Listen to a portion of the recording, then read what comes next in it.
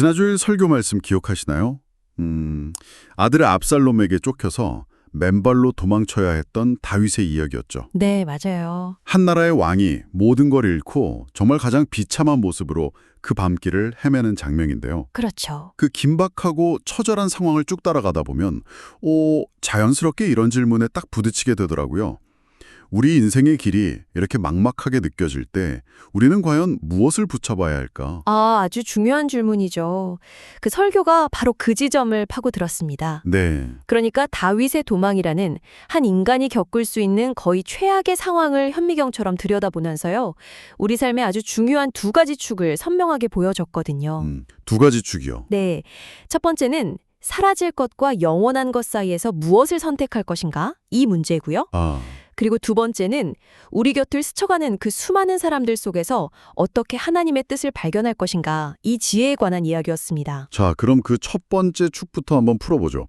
왕관이라는 상징이 참 인상 깊었어요. 네, 그 왕관. 설교에서도 이 왕관의 여정을 먼저 짚어주셨죠.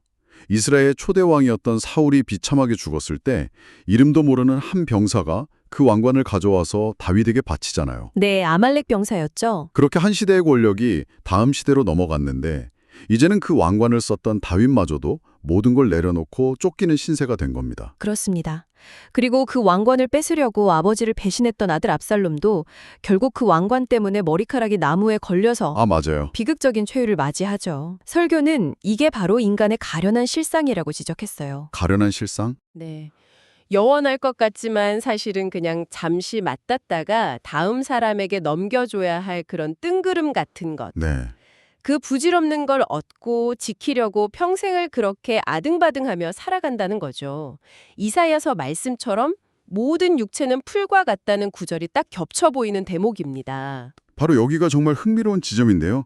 그 절망적인 상황 한가운데서 다윗은 다시 왕관을 달라고 기도하지 않았다는 사실이에요. 맞아요. 오히려 언약궤를 예루살렘으로 돌려보내죠. 여기서 언약궤가 어떤 의미인지 한번 짚고 넘어가야 될 것 같아요. 이게 그냥 중요한 종교적 상징물 그 이상이잖아요. 그럼요. 당시 언약궤는 하나님의 임재와 통치를 상징하는 뭐랄까 말 그대로 지상에 있는 하나님의 보좌였습니다. 하나님의 보좌요. 네, 왕의 정통성과 권위의 가장 강력한 보증수표였죠.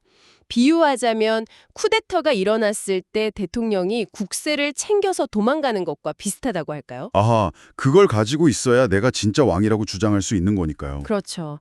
다윗이 그걸 가지고 광야로 갔다면 하나님은 여전히 내 편이다라고 선언하는 셈이죠. 그런데 그 절대적인 상징물을 다시 성으로 돌려보낸다. 이건 정말 엄청난 결정이네요. 엄청난 결정이죠. 자신의 정통성을 스스로 포기하는 것처럼 보이는데요. 설교에서는 이 행동이 절망이 아니라 오히려 엄청난 믿음의 표현이라고 해석했죠. 바로 관점의 전환입니다. 관점의 전환? 다윗은 깨달은 거죠.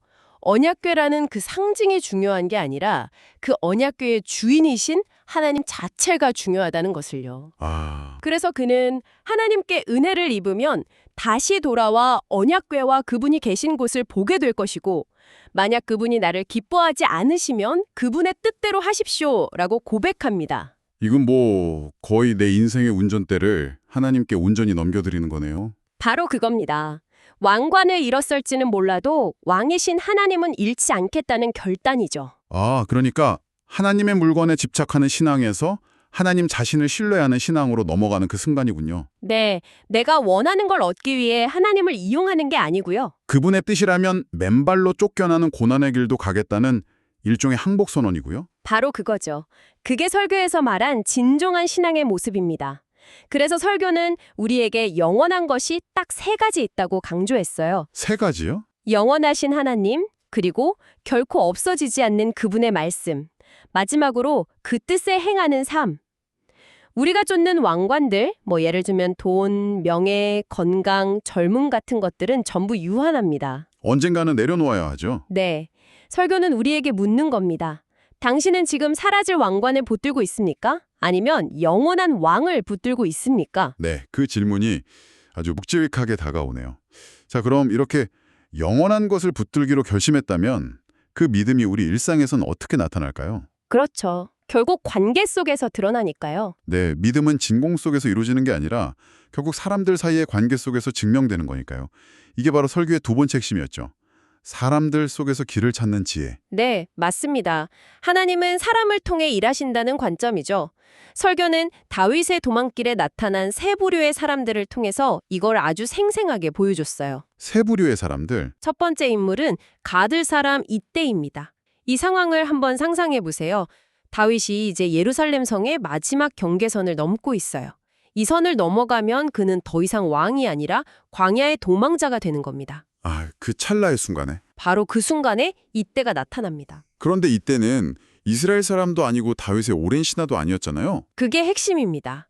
그는 블레셋 출신의 외국인 용병대장이었고 다윗에게 합류한 지 불과 하루 이틀밖에 안 된 사람이었어요. 하루 이틀이요? 네, 합리적으로 생각하면 당연히 떠나야죠. 저물어가는 해인 다윗을 버리고 떠오르는 해인 압살롬에게 붙는 게 자신의 목숨과 미래를 위해 100번 옳은 선택이죠. 그렇죠. 그런데 그는 목숨을 걸고 다윗과 함께하겠다고 맹세합니다. 가장 믿었던 아들은 칼을 들고 쫓아오는데 어제 처음 본 이방인이 목숨을 걸고 곁을 지키겠다고 나서는 이 아이러니. 설교에서는 이걸 사람을 통해 보내시는 하나님의 위로라고 표현했죠. 정말 절망의 순간에 예상치 못한 곳에서 손을 내밀어주는 사람, 만날 때가 있잖아요. 있죠. 바로 그런 경험을 떠오르게 합니다. 그래서 설교는 묻습니다. 당신의 삶에 있는 이때는 누구입니까? 하고요. 그리고 두 번째 인물들은 제사장 사독과 아비아달입니다. 이들은 다윗을 돕기 위해 언약궤를 메고 따라 나서죠. 그런데 다윗이 그들을 다시 성으로 돌려보냅니다. 왜였을까요? 저도 처음엔 의아했어요. 힘이 되어줄 사람들을 왜 돌려보낼까?